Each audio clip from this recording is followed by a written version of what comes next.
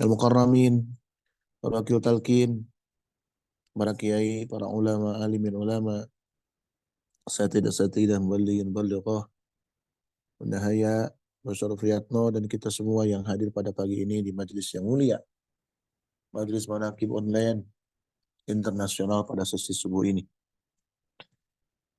Bersyukur kehadirat Allah Subhanahu wa taala dari 80 titik di penjuru bumi pada pagi ini kita disatukan dalam satu koordinat yang sama, yaitu koordinat Manakiban. Meskipun secara geografis kita berbeda tempat, saya di Bandung, Pak De Harun ada di Jakarta, Pemuliai Imam Sutiono ada di Purbalingga dan lain sebagainya. Tapi koordinat hati kita sama pada pagi ini, ada pada koordinat Manakiban. Dan kita dipersamakan koordinat ini dengan seluruh ahli silsilah Thariqah Qadiriyah Naqsabandiyah Ma'had Suryalaya Sinarasa penghulu pesantren ketahanan nasional. Hadirin, ikhwan, akhwat, para pecinta kesucian jiwa rahimakumullah. Pada manqobah yang dibacakan barusan, kita mendengar nasihat atau wasiat atau pesan moral yang disampaikan oleh Sayyidi Syekh Abdul Qadir Al-Jilani, mursyid kita silsilah ke-19 dari Rasulullah dan dari pengarsa Aba Awas, dari atas ke bawah, dari bawah ke atas.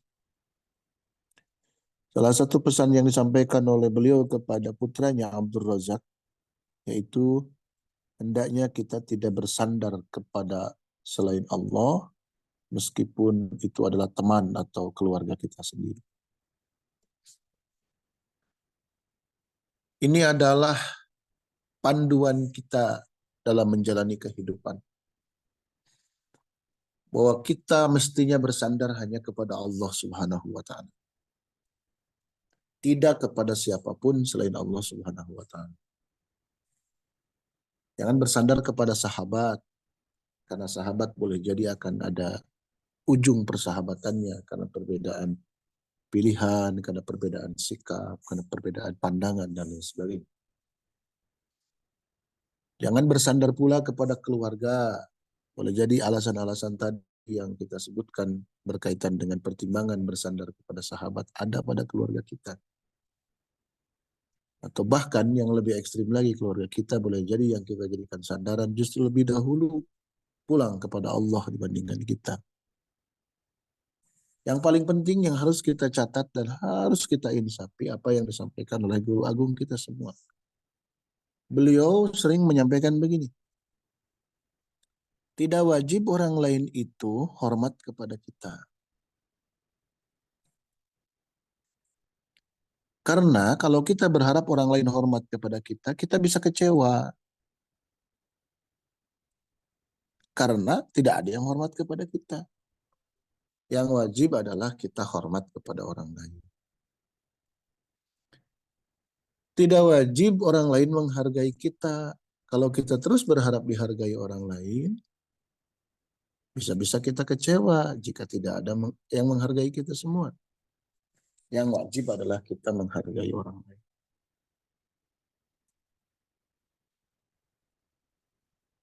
Tidak wajib orang lain jadi tempat sandaran kita dalam konteks pembicaraan kita pada pagi ini. Karena boleh jadi tidak ada orang yang mau dijadikan sandaran oleh kita. Maka jadilah pribadi yang bisa orang lain bersandar kepada diri kita. Ketika berkeluh kesah, kita mau menjadi pendengar yang baik. Ketika melihat saudara kita yang sedang terjatuh, kita tampil menjadi pribadi yang membangkitkan, mengokohkan, menguatkan, memotivasi. Jadi tasawuf ini, thariqah kita ini mengajarkan kepada kita supaya kita berfokus kepada diri kita. Al-istighol binafsina bi anfusina. Jadi sibuk kita dengan diri kita. Bukan al-istighol bil akhar. Bukan sibuk ngurusi orang lain. Sibuk kembali kepada diri kita.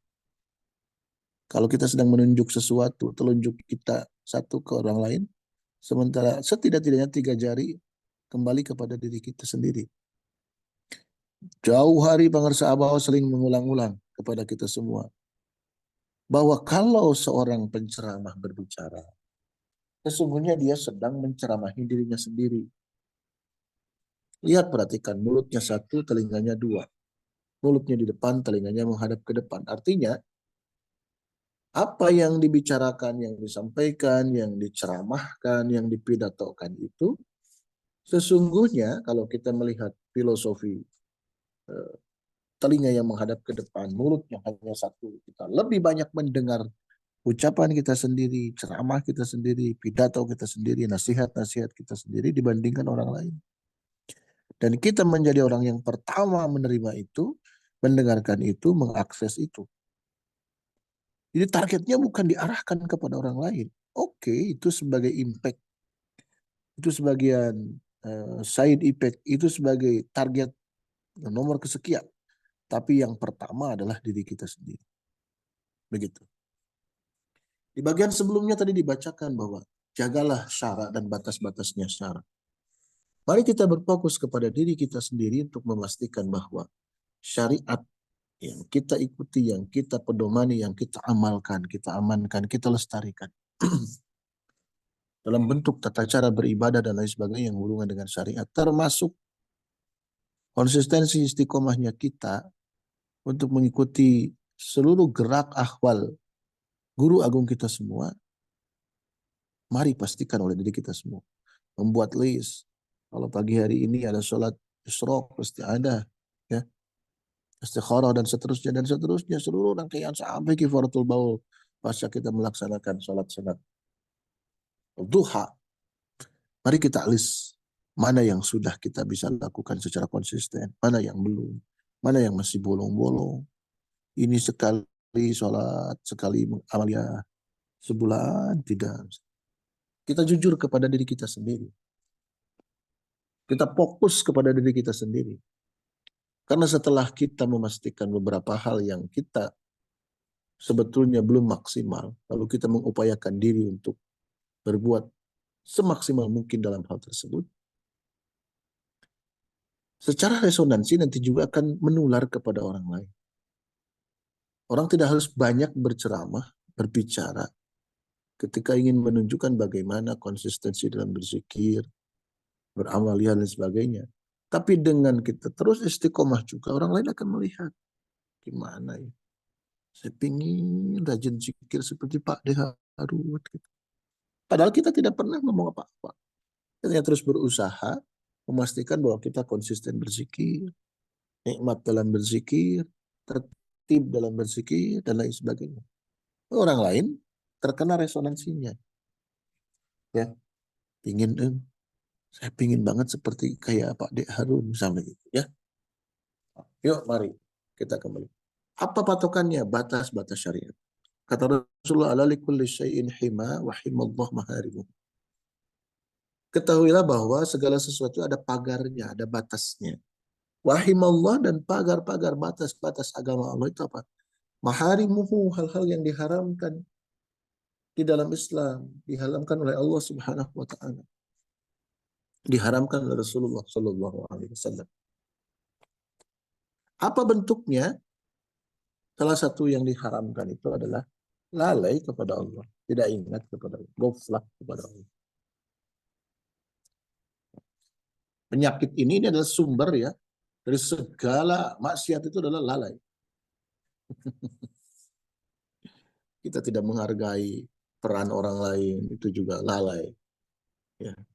Kita tidak mau berterima kasih dengan kebaikan orang lain yang datang kepada kita, yang didatangkan oleh Allah kepada kita. Itu juga lalai. Kita tidak bersyukur atas karunia Allah yang diberikan kepada kita. Itu juga lalai. Ya. Orang melakukan kecurangan karena merasa tidak ada yang melihat kecuali dirinya. Nggak ada lagi manusia kecuali dirinya.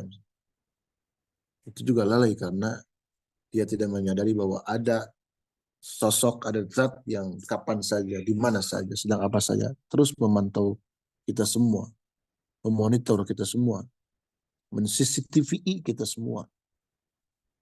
Nah, jadi batasan-batasan agama Allah itu adalah hal-hal yang dilarang oleh Allah Subhanahu wa taala. Kenapa kok itu yang jadi pagar, yang jadi batas itu? Ya, Karena selain itu adalah hal-hal yang mubah. Dan yang mubah itu banyak sekali. Yang boleh dilakukan oleh kita itu banyak sekali dibandingkan hal-hal yang diharamkan oleh Allah Subhanahu wa Ta'ala. Tapi ya namanya juga riyadhah, namanya juga perjuangan hidup. Partner perjuangan kita, ya bukan partner, rival perjuangan kita itu terus saja membisikkan. Yang padahal kalau lihat biaya yang diharamkan itu lebih mahal dibandingkan yang halal, yang mubah misalnya, yang boleh kita lakukan. Tapi kadang kita didorong, ditarik, ditipu daya untuk melakukan hal-hal yang dilarang oleh Allah Subhanahu wa Ta'ala. Masya Allah. Coba perhatikan bagaimana tipu daya setan itu menguasai diri kita sendiri. Ya. Tidak dilarang, tidak dihalangi kita sholatnya karena kita sudah terbiasa. Jadi kita sudah memiliki sistem alarm biologis dalam diri kita. Wah, bangun jam sekian, sholat jam sekian, zikir jam sekian, dan sebagainya. Terus itu secara spontan itu sudah menjadi alarm biologis dalam diri kita. Jadi secara otomatis, tanpa harus kita melihat jadwal dan sebagainya, karena sudah sering dilakukan. Tapi apa tipu daya setannya? Iya, didorong kita sholat, didorong kita amalia dan sebagainya. Tapi dihalang-halangi kita dari kesadaran bahwa kita sedang beribadah. Dihalang-halangi dari ketulusan, dari keikhlasan dalam beribadah. Kan begitu. Bahwa kita sholat, mana berani kita meninggalkan sholat. Tapi kata setan, waktu itu, terus kudu husu, hatinya harus husu. Tong ingat kanan dan naon. Ingat lamun sholat, kalau sholat tidak ingat Allah tuh begini, konsekuensinya begini. Sholat subuh yang 2 rakaat itu habis untuk membicarakan tentang husu, bukan husu. Jadi diganggu dengan itu oleh setan itu. Diganggu pikirannya membahas tentang keutamaan khusyuk dalam sholat. Bukan melaksanakan khusyuk dalam sholat. Ya begitulah. Ini batas-batas syara yang dipesankan oleh Syekh Abdul Qadir Al-Jilani, guru kita semua dan seluruh ahli silsilah untuk kita jaga. Salah satunya yang diharamkan oleh Allah itu apa? Adalah kuflah, lupa kepada Allah, lalai kepada Allah, tidak ingat kepada Allah. Ya. Dalam hadis yang lain Rasulullah mengatakan, ittaqi al-maharima takun a'badan nas. Tinggalkan yang diharamkan Allah. Tadi yang diharamkan itu batas-batas agama Allah. Ittaqi al-maharima takun a'badan nas. Takun niscaya engkau akan menjadi a'badan nas, orang yang paling keren ibadahnya di antara manusia yang lain. Yang paling baik ibadahnya, yang paling berkualitas ibadahnya dibandingkan manusia-manusia yang lain. Hadirin, ikhwan akhwat, para pecinta kesucian jiwa rahimakumullah. Bersyukur sepenuh langit dan bumi, perangkat untuk memastikan bahwa bukan hanya mulut kita yang menyebut nama-nama agung. Allahumma bi asma'ikal husna dalam doa kita di akhir manqabah itu. Wa bi asma'in nabiyyikal mustafa. Wa bi asma'i waliyyika Abdul Qadiril Mujtaba. Kalau pakai Imaman Badrul Zaman dari Tasik kita wa bi asma'i Syekh Muhammad Abdul Qasaifullah Mas'ul Al-Mujtaba. Begitu. Tahhir qulubana min kulli wasfin yuba'iduna an musyahadatika dan seterusnya. Ya. Jadi kita meninggalkan hal-hal yang diharamkan supaya kualitas ibadah kita dibandingkan lebih baik dibandingkan manusia-manusia yang lain. Semoga Allah mengkaruniakan kepada kita semua keistiqomahan. Selamat menikmati hari Jumat ini, jamuan-jamuan Allah dalam bentuk amalia-amalia pada waktunya yang sudah ditentukan dibimbing oleh guru agung kita semua. Semoga kita istiqomah, sehat, sejahtera semuanya, saling menempatkan diri, saling menjaga, saling mengingatkan untuk hati-hati dalam bertindak, bersikap, dan berkata-kata. Supaya semakin hari akhlak kita semakin menawan, semakin mempesona. Asar dari ibadah, dari zikir, dari thariqah yang kita amalkan, kita amankan, dan kita lestarikan. Amin ya Allah ya Rabbal Alamin. Dan Allah wa yakum ajma'in. Wa alallahi tawakkalna wa ilaihi al-masir. Wallahul muwaffiq ila aqwamit thariq. Wassalamualaikum warahmatullahi wabarakatuh. Assalamualaikum warahmatullahi wabarakatuh.